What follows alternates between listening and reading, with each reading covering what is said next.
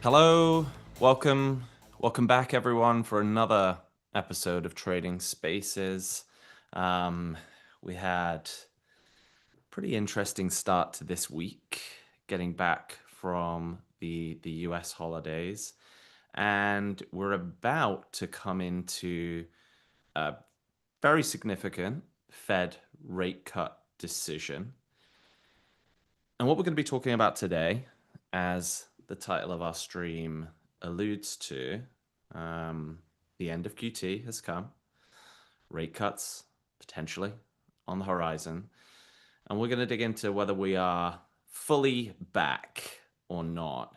And I think we're going to have a little look at where we left off in our last stream, where we did a big zoomed out view, looked at long the kind of long time horizon across all of the majors, and dig in more detail around how BTC is moving, some of the inflation numbers that have been coming out today, and a little bit on the macro side, and then dig a little bit deeper into a few interesting charts that we've got on the alt side. Before we do that, though, really quick disclaimer. Of course, everything that we discuss today is for educational purposes only. None of it should be construed as financial advice.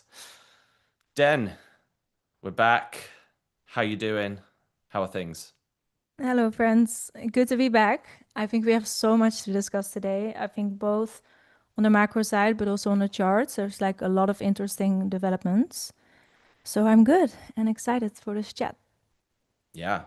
Um, it's been a bit of a roller coaster, even just this week. Um, Hmm. I know we did that kind of bonus episode last week, which was a good point to dig in. But I mean, even just since then, a huge amount's happened, no less on the macro side, and I think that's where we can start briefly because when we look at what has been highly correlated to the moves on BTC in particular, they've really been moving in tandem with the likelihood of a rate cut, both for December and January. And you can see this if for any of you listening, and I mentioned this quite a lot around like the probability of a rate cut.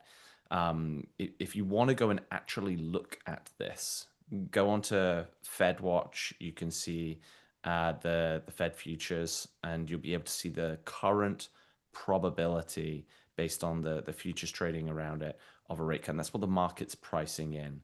And what you'll see right now is for December, around about an 87, 88% likelihood of a rate cut. But I think what has been interesting and why we've seen quite a lot of wild swings, like big downward movement on Monday, and we basically just round trip that all the way back up to where we left off at the weekend to where we are today.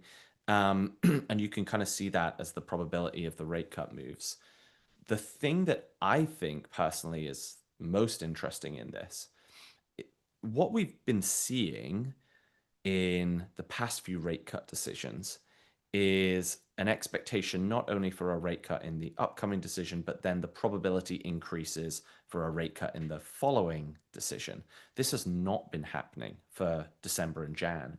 And the way that the market's largely been pricing this is that there is a strong belief that there is going to be a 25 basis point cut, but it's either going to come in December and January.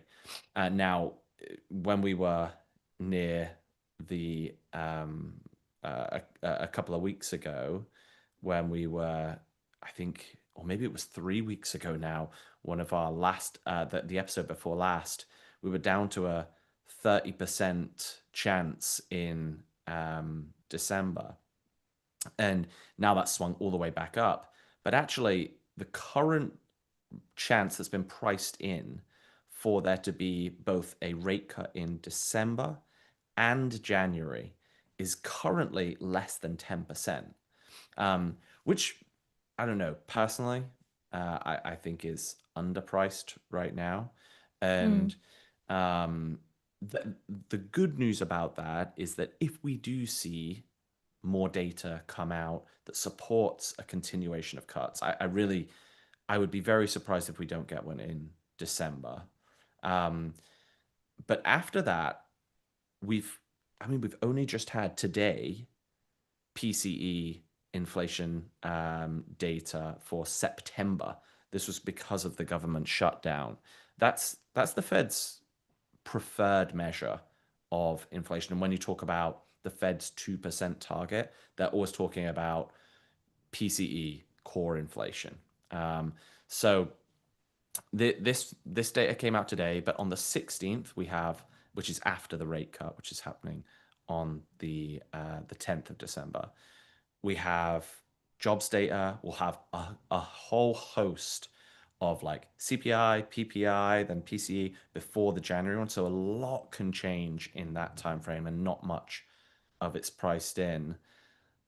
Looking at today, I was paying close attention. So about 2 hours ago, we had PCE come through.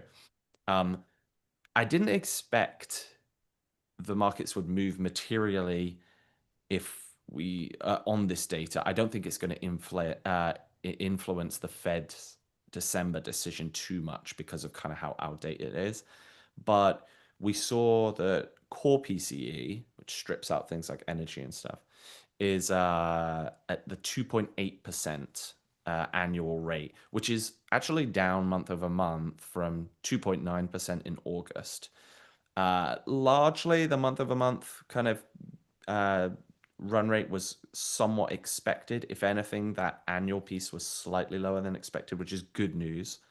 Consumer spending slowed much more than in the prior month. That was also expected. So, kind of in line with expectations, not going to change a whole lot, but that's a good thing. No bombshells. And me and you, Dan, were talking just before we went live. What I was a little surprised by, in all honesty, maybe BTC's waiting for us to start our stream, and that's what it is. To dump But or to pump? Right now, it seems like yeah, the former, unfortunately. exactly. So we didn't see any real positive price move, even though equities had a bit of a bounce on the news. Mm. Um, but I think at this kind of like time frame, it's hard to read in too Oh, much. But yeah. the macro setup is still a lot of question marks around it because we still have not got much data in. And I think the December rate cut decision, the comments that we get after from Jay Powell, it's highly likely that they remain very neutral because they're going to have loads of data coming just a few days after. So they could, Mm. the risk reward of them taking a bit of a stance in that meeting is quite off. But by the end of December, a lot could really happen. Actually, we've also got Kevin Hassett being floated as the next Fed chair. We'll see if this is just Trump kind of getting a sense of it, but he is a very dovish, pro cut, actually like quite openly fond of crypto as well. Not that that matters that much, but that would be potentially seen as bullish risk, even though the bond market isn't loving that potential. Um, QT officially ended on December 1, which is good. Congrats Yeah. So, to all your family and more friends. exactly. Congrats, everyone. Yeah. Um, so, that doesn't necessarily mean that QE is like happening, the money printers on. It's very minimal at this stage. But it is liquidity positive and not negative, which supports assets like crypto. And then I think the only other real piece of news, which honestly I think is get a lot more is being made of this than the reality will actually bring, is Vanguard finally offering their clients exposure to crypto ETFs, so BTC, ETH, Sol, XRP, a few others. They're not launching their own; they're just through existing like IBIT and others. I think like this is good, great. It's not going to be game changing. It's more symbolic, I think, than anything material in the short term, at least. So So that's really the setup. We're still a bit of wait and see, and as we talked about before, Dan, like the most important thing right now, coming up to December 10, was just no bad news, please. Good news Yes, wasn't gonna like be amazing. Bad news would be really bad, in all honesty. agreed. And this was really the last piece. So it all comes down to the rate cut. I expect we get a rate cut. I don't personally expect that we see much of a rally off the back of that that's going to be meaningful just because of quite how priced in it is. I think we've almost seen much of that happen in the past few days, but it the downside of if the smaller probability chance was not getting a rate cut, that would not be good. But that's enough Yeah. macro. Why don't we Thank zoom you in? though for the context and the backdrop. I think it gives like so much just clarity on why we're doing what we're doing and why the charts are looking like this. And I Mm, think also what you were saying about, obviously the 10th of December is 5 days away. We have the weekend coming up, and although ES performed really well the past days slash week, we did come into pretty big resistance just now. yeah, So obviously, it is an uncertain position because we have those cuts potentially coming up in the next few days, and then now, the market's closing for the weekend, and combined with that resistance, I think it is pretty logical that we're kind of like stalling and sort of in a waiting and see mode. But for crypto, I agree with you that the reaction, yeah, the rejection actually has been pretty like severe these mm, past few candles. And I think that is interesting and it tells us stuff. And I just want to take a look today to kind of like zoom in and look at these levels. I think that, on that Monday, me and you were kind of speaking about that we thought that, things, especially ETH, would like pump from there, which we did. But I think that the levels we bumped into and rejected from came like pretty quick. Um, and I phrased that to you as well back then. Remember that we said like the biggest question is like, where is this little pump taking us? Like, what's the yeah, level we are trading to, and how high that is will also say quite a lot about the market. I think that right now, as you can see here on BTC, we kind of made a turn immediately at like the first real level, which was obviously this, support here, and then the yearly open confluent with that. We also have our daily trend there in purple. And if we really zoom in to the 4 hour, we can see that we had our EMAs that we kind of like try to reclaim. And I tweeted about this a few days ago as well. I said like, usually when an asset is trying to shift trends to the upside after like a really long downtrend, it will look something like this where we reclaim and then we like sandwich for a bit and then we do something like this in the bullish case, of course. yeah, And as you can see right now, that's like not the case at all. We are very clearly rejecting, and yeah, at our first attempt of a reclaim here. And there's just a lot of confluence here, right? It's like the yearly open, the monthly open that we're kind of like breaking down from as well right now. So all in all, I think like this shows me that like chop is our best case and down is our worst case. And I won't change my mind on that unless we kind of like try to make another attempt here. But for now, it's just super, super clear that this here is the resistance and that we were not able to manage like any significant move above that because we just did this and deviated. yeah. Yesterday was really the day where it was kind of like, are we going to actually break through this level? I mean, the Mm, it's such a clean rejection there, isn't it? yeah, Which is unfortunate. yeah, it Um, is. But I will say though, sometimes this will happen like going into such a an important like decision or macro event, and also obviously with ES being at the highs, right, going into the weekend and going into that uncertainty of the rate cut decision on Wednesday. Yes, Wednesday. yeah, Could be, but for now, I think approach with caution would be like my best advice here. And also, if we go slightly more higher time frame, then we can see that unfortunately BTC has crossed its daily EMA's bearish here. And that Yeah. was basically a trend that we were holding all the way through all this job. Even here when we deviated below it, we never switched them in the bearish order. It's been since 22K. And I know a lot of people say like, yeah, this is not an actionable signal because, obviously you find out really late. And I absolutely agree with that. It's not necessarily like a trading signal by itself, but it does tell me something in the sense that like if we start, maybe this was all like a rate cut job and we start doing something like this and then we go into here and then we kind of like reject from here, that would say a lot about how this market is going to continue, in my opinion.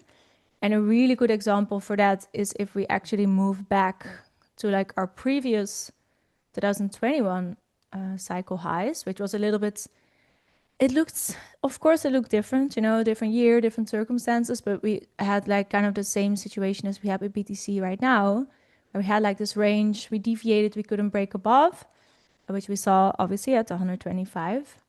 Mm. And then we started dumping, we had that bearish cross, and then here, some people probably thought, I can't remember, it's so long ago, that we were going to reclaim here, but then we kind of like deviated, the order stayed bearish, and then from there we like really dumped.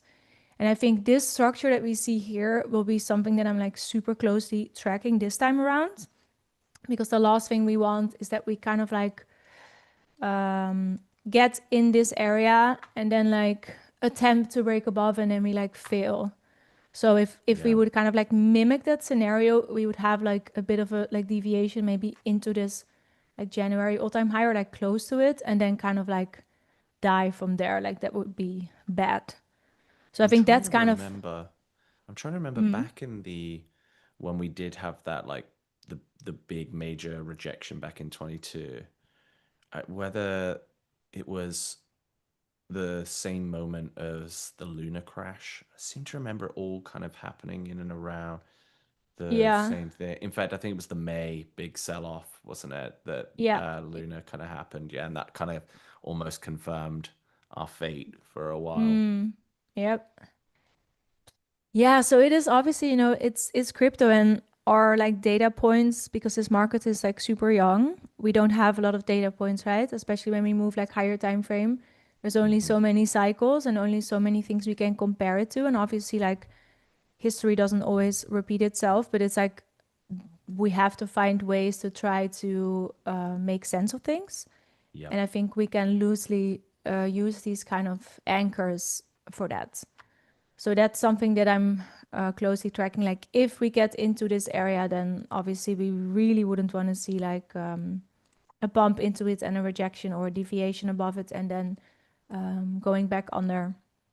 So yeah, I don't know about all of this. It's not looking too appetizing with these really sharp rejections here. Um, and I yeah, we think just as gotta work with what well. we have.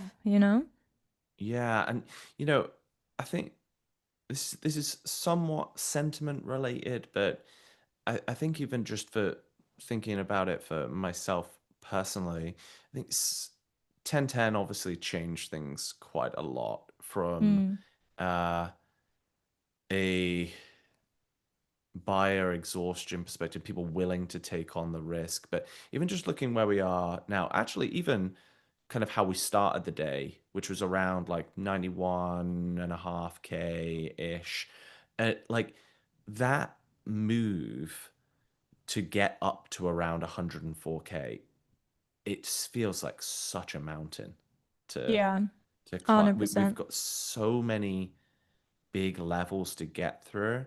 I mean, just getting past and holding above the kind of 94K is really big. We've also got kind of some of those levels between 98 and 100, which are going to be big. There's just, it feels There's a like we lot of have to, work to do. a huge amount. And I'm just, I know everyone wants bull mania, new all-time high. And, maybe we do get that. My feel on a lot of this is I don't think it's going to be an all at once move. And Mm, even when you think about structurally in the market, obviously, I think a lot more on the macro side, but even just on that front, rate cuts, the impact of rate cuts, we're still pretty restrictive by all measures on the rate cuts side of things. And usually you're not going to see the actual beneficial parts of additional liquidity coming in for like a 2 to 3 month lag anyway. yeah. So, I Which mean, would also very much coincide with like the way that we, and I'm not saying like me saying the word bottom doesn't mean like bottom forever new all-time highs, but I'm just meaning like anytime you make some sort of bottoming structure after a very significant dump, you can see here like it really takes some time. The same yeah. here, So it would be logical that we have some more way to go, even, for a little bit of upside. But I'm personally, yeah, like really approaching it from like a seeing it is believing it point of Mm, view.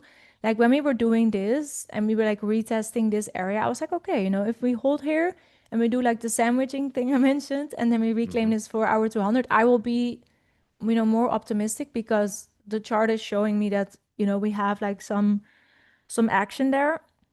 Right now, obviously we can see that that is not the case. So I think, yeah, right now it's just a good idea to play a little bit of defense in your trading strategy, and to kind of like do the things that make sense, and just make sure that you really have that checklist checked off of things you want to see before getting like too excited. And yeah, I also saw some people shorting this, this rounding structure above the yearly open. I think that was a good setup there as well, if that's your thing. But yeah, for now, I don't know. This is not looking like. Yeah, I really want to see what happens here when we go down, like how low that low is gonna go, because obviously we did put in like a little bit of a structure here. hmm Um, yeah, which felt quite good, right? Like a higher yeah. low that we came into, and I know like right now we're kind of dropping back down, but we just want to maintain some of those levels. Now, Mm. shifting gears from BTC, why don't we talk about Tom Lee's favorite Oh man, asset? He's been out saying ETH is yeah. going to 20K Oh next man. year, 62K soon, TM. Oh, And soon. Okay. yeah, so I'll apparently, have what which he's is having, I love it. I think right? that he just bought 131 million worth of ETH Really yesterday, curious, day like who before. these new financiers are. Like, listen, at the start of this whole operation of his, like, I'm like, I get the vision, it's like new and exciting. hmm But, everyone know like how that ended. So I'm just curious, what's Yeah. the thought process there? Yeah, I mean it's been I think this is also, 1010 became the perfect storm. Mm. MicroStrategy briefly dipping, and well, I think actually currently still they're below MNAV right now trading. Oh, Um, wow. and most DATs are. As we kind of know, these things can Mm. change really, really quickly. But I think it's hard to figure out the momentum side of things. With ETH though, I wonder like, are we seeing any pockets of like outperformance at times against BTC? Great question.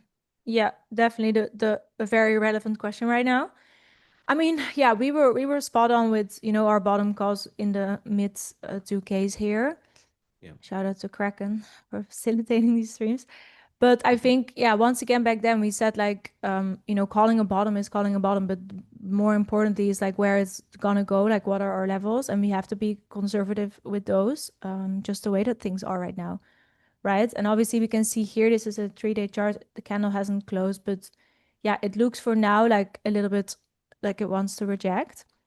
This is a bit of a cleaner chart. I will say, in my opinion, like ETH is slightly prettier on the lower time frame than BTC. Yeah. We didn't touch the yearly open yet, so therefore we can't reject it. So that's a little bit like, you know, uh, Well, there's a playing positive. pretend, but you understand what I mean. But we are still above the monthly open, and if we zoom in, we can also see that we haven't made our way below those significant kind of like supports, but also our EMAs. So in that sense, I would say it's like less bad in a sense. Hmm. But I would love to see this little area hold here just to be, yeah, a little bit more positive on the lower time frame. I think like if we move over to ETH BTC, the interesting thing is that this is really like trying something here, I would say. But then on the other hand, this structure trying is going on since August 24, which is a very long time. Um, so in that sense, when kind of like an attempt to move is that long, to me, I really want to see like something convincing coming out of it. Um, like we did here, this was like pretty convincing. And right Hmm. now yeah, I'm not entirely convinced, but I will say, this little bit of like shorter term effort that we're putting in here with a tiny baby breakout is cute, Yeah. but Yesterday, I definitely, I did wonder, um, whether, and whether this is like kind of a lot of the added narrative, Tom Lee kind of coming mm, out again, making so much, and then it got a bit of momentum. But you could start to see, at least yesterday, a bit of a deviation. I know yeah, everything's pulling back a little bit, but yeah, we can at least see, yeah, that one 3 day candle yeah. fighting the good fight against BTC right Oh, now. for sure. I mean, it definitely looks like slightly better than BTC here. I will say that. Um, I think, this, yeah, this holding on the lower time frame would be something that I think the bulls want to see. But yeah, it really clearly, everything clearly shows me that like we're trying to have fun in this market. And I think that we also discussed this as a preparation for our stream that someone said from the team, like if the market gets a bit of oxygen, it really Hmm. shows that it wants to move up.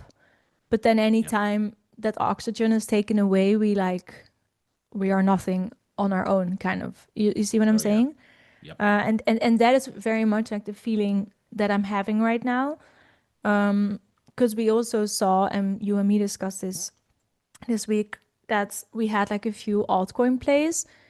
Well, plays, we had a few altcoin charts that were also making those attempts. And we've discussed this many times in our previous streams where it's like, especially with the outperformers, which is like the fast movers, the best looking charts, what they are doing when the market gets oxygen tells me a lot about like how ready the market is to move up.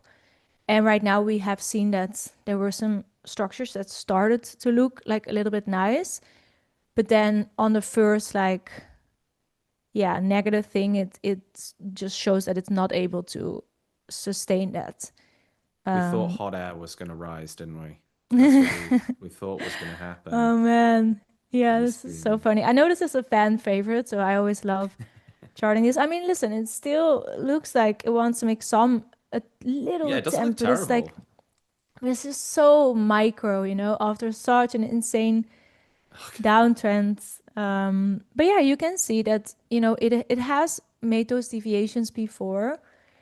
Right now, I will say, obviously, we're really coming off those range lows, right? So if Yeah. there's any point for a reversal, if I had to choose one on this chart, it would be like around here. So Hmm. this could be like the start of something new, especially if these will cross, but it just isn't really giving me like that, yeah, like real conviction, like we want to move. Like it's making like subtle attempts, but for now I'm like missing that feeling of follow through on a lot of charts. I think that summarizes for me the best like what happened this week. Yeah. One that we were talking a little bit about, which is a CT favorite, Hmm. is Zcash. Oh And yeah. what I thought was interesting, I know you have more to talk about on this one, was throughout basically all of the period that we've had since 1010 really, and the big kind of crash that we saw around then, Zcash has been one of the few assets, and maybe a very small for brief periods like beta plays of Zcash, like we saw Dash, and I think it was Mm. like Monero and a few others plays. But Zcash has kind of just done its own thing, hasn't followed BTC. Um, in fact, we actually saw like it rally into some BTC kind of big rejections. Mm. And this has felt like, at least in the past 2 weeks, the first time I've started to see what looks like fatigue Yeah, coming. I'm really curious what you think on this, Den. yeah. No, there's definitely some fatigue here, and I think you and me have always discussed kind of like that this daily trend was what was holding price up the entire time. Hmm. And obviously, we have broken that, and we could already see like a little bit more exhaustion than previously with us like moving deeper and deeper into that like purple cluster here. And then like even like wicking below it and still trying to move up and then kind of like not succeeding. And then obviously when we did break, like the move was pretty violent from like 500 to 300. And also on the lower time frame, we could see that we had this trend intact the entire time. And then at some point it just starts to be tired. That's the best way I could describe it.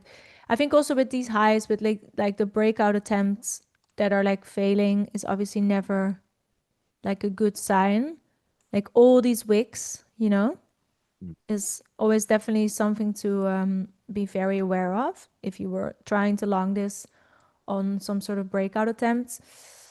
Yeah, I don't know about this one. We're also retesting the 2021 all-time high. It will be really interesting. Like, and obviously, no one can read the future, but like if next week turns out to be good for markets, it will be really interesting to see if this can kind of like regain the strength or that it's like just, yeah, done being like the outperformer. I think, yeah, my bets, to me, it looks tired. What do you think? Yeah, do you know, I think Zcash is one of those assets, and I feel like we have one or two of those each cycle. I mean, like when Sol had its first big kind of breakout from like 2020, 2021. I think about CVX and CRV around that kind of period as well. And they're just assets that are so narrative and momentum driven. That's Mm-hmm. extremely hard to take one side either way. I will equally believe that in the next week, this thing rips back above 500 as much as I believe that it dips below Yeah, 250.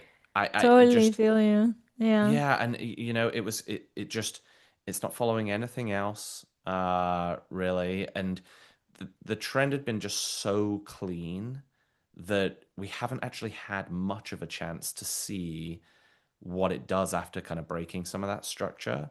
So Mm. it does for me certainly feel like the next, up through to the end of this year, and especially seeing what Bitcoin does in that time period as well, is going to probably tell us a lot about whether we feel this has another kind of second wind in it.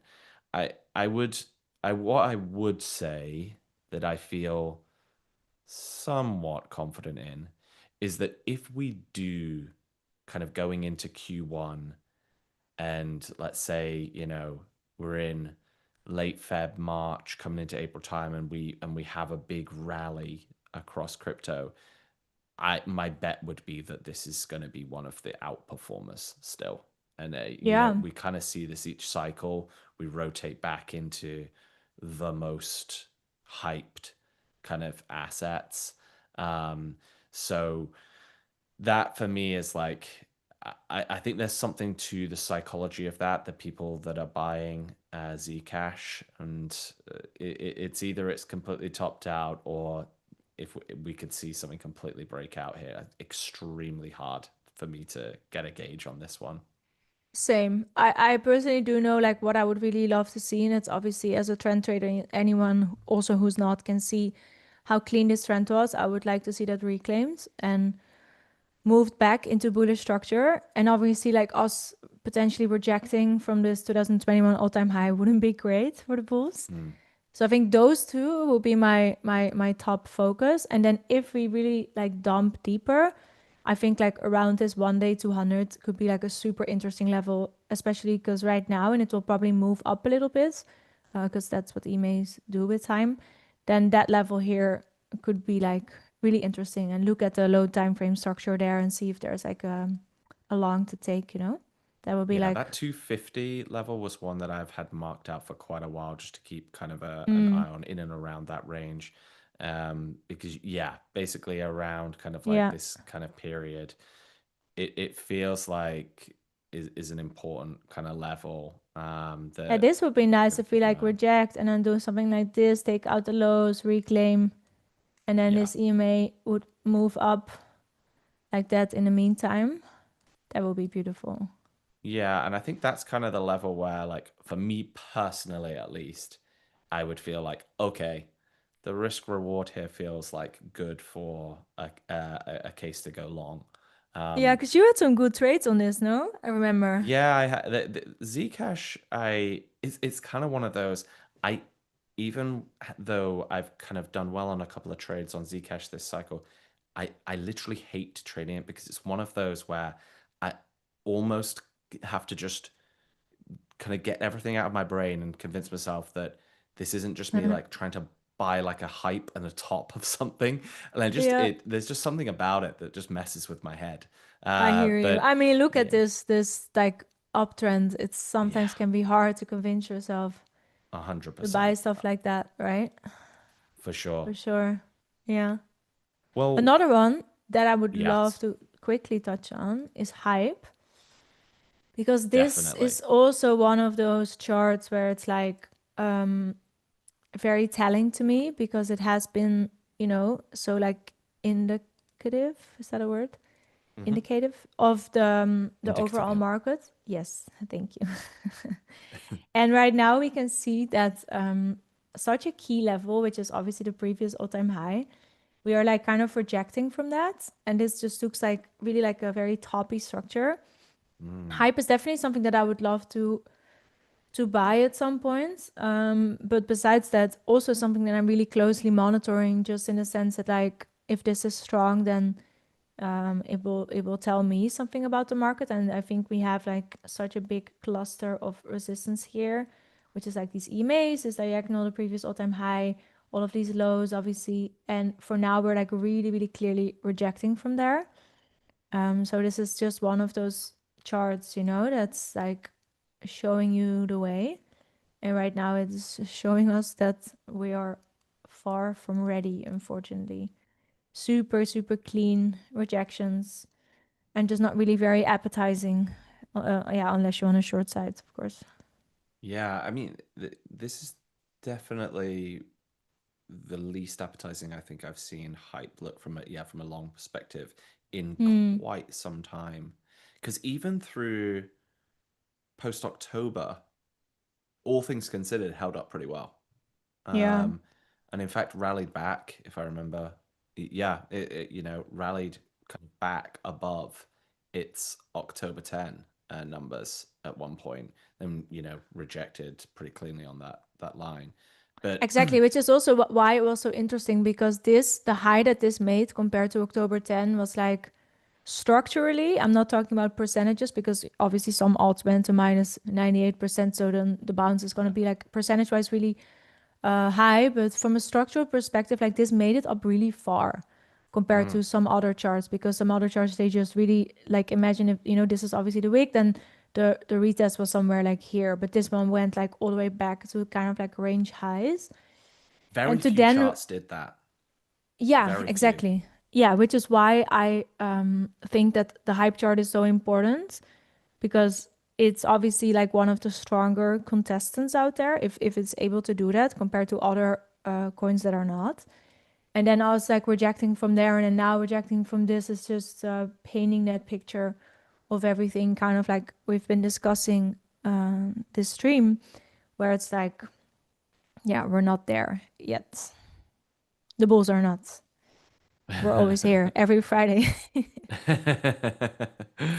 What Oh. about, I know we've got about 5 minutes left, but Yes. I just I can't not end this stream without asking you to bring up XPL. Oh And God. So XPO is kind of like the opposite of hype. it's Where the this is like anti-hype. the Yeah. yes, the anti-hype. Love that.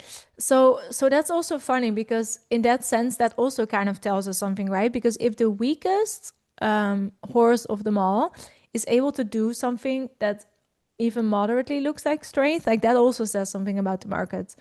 And I really thought that we were like going in that direction like a few days ago that we were like I was like, oh, maybe we are actually gonna make our way above this um 4 hour 100, which is a green one. Because as Yeah. you can see, this has been super pivotal as resistance like all the way throughout. And right now we had like just so much shitty down candles that at this point, it's just a really, really depressing looking chart. And I think like if this can show us some strength, then that will be telling. But we're very, very far from that. And I really hope that we don't have too many listeners that are back holders. Because Community this members at is, this point, I think. yeah, Yeah. yeah, yeah, exactly. Because It's a this is, painful one. oh, it is so painful. But yeah, once again, a very good little indicator if charts like this show some action. Once again, not there yet, but let's see what we get in the next weeks. I think our levels are super clear on most of these charts, but as I said, we are seeing like some pretty sharp rejections now also on ETH, where you're really like dumping below those EMAs, and it looks like we, are gonna retest that monthly open soon on the BTC side. Yeah, what can we say? Oh, yeah. Yeah, this is another one of those. And I think yeah, it makes sense to see like if we are able to print a low somewhere here, local low, then where would it be? And or do we need to swipe this first in the uncertainty going into the rate cuts? Like I really don't know. What I do know is that as I said on last Monday stream, I won't be bidding like any of the lows. For me to blindly No. bid those levels on BTC are lower. On the upside, I explained at the start of the stream like what I want to see, and yeah, we're just gonna keep our eyes peeled and see what we get next Wednesday. I'm excited. Hopefully, it will give us some direction. Yeah. I think honestly, I think next Wednesday, uh important. Uh I almost think there's gonna be even more that could happen on the 16th, which is when we get the most updated non-farm payrolls. And I Oh think yeah. that's when attention is going to really shift towards January rate cut. And if you Mm. remember what I was kind of saying at the start of this conversation, the current priced in probability of both a 25 bips rate cut next week and also in January is currently below, quite well below 10%. So the upside that could be had there could be Mm. another nice piece of momentum. Then we got Yeah, a like the lot surprise more to come. effect, Yeah, kind 100%. of. I mean, if you Yeah. look at the each of the rate cuts we've had so far, um, they have all been priced in within at least a week of the That's rate cut so true, decision. actually. Yeah, there hasn't been like any surprise decisions in a while, now that you say No, that. and I just don't think because the Fed is front and center and macro is front and center of what we are seeing in the markets right now. There's so much eyes on it. We're just on Jay Powell's every last word. I think as we go into January, if we see Trump announce the next Fed chair a little earlier, and if it is Kevin Hassett, or maybe even Mm. better, Waller, I think we start to see the probabilities increase. But honestly, I think like the price action is more likely to move much more in like the weeks running up to than the event itself. We Yeah. certainly saw that in the September cut where actually we just sold off because we were like 100% priced in. Um, so there's still a little bit to go on this front, but the good news is we have been starved of economic data to bid on, basically. And now we're really from after this rate cut decision, a ton of it is to come. So overall, lots lots of volatility, I would expect, and lots of opportunity for us to maybe gain ahead of steam and get some momentum. Yes, sir. Also, for everyone looking traditional markets, just that 6,900 level on the yes that we just swiped. Mm. Super interesting. And I see our next stream is December 19, which is 3 days after all of those things you just mentioned. We are going to have so much to talk about. And I Woohoo! think here's the only thing that I'm certain of: the chart's going to look very different to what it looks like right now by then. Yes, and the chart will be moving, which is always the case when we stream. Let's Yeah, hope well, it's the other way next time. hopefully drive some upward movement running into Christmas. This is one of the first streams that I can remember we've done where we've had like a down candle, by the way. Correct. Yeah. So, we Hmm. don't want to call that we've topped out, but read Yeah. into it as you like. Ooh. Um, all right. Well, I think we'll wrap things up. Ton of stuff to be taking a look at. For anyone that's watching live or on the recording, or do make sure you go back to last week's episode as well, because I think we did a really good episode where Den zoomed out much further than we did today to have a look at the charts and then kind of bring these two together. Of course, we'll be back on the 19th with more to come. In the meantime, make sure you follow at Kraken Pro, at Kraken FX, follow at Dentoshi on X as well. We'll have the replay getting shared out. If you haven't played around inside Kraken Pro and the desktop app as well, you can go and download that on kraken.com. Give it a check out, and we will see you in a couple of weeks' time. I'll see you then, Dan. Yes. Thanks, guys. Bye.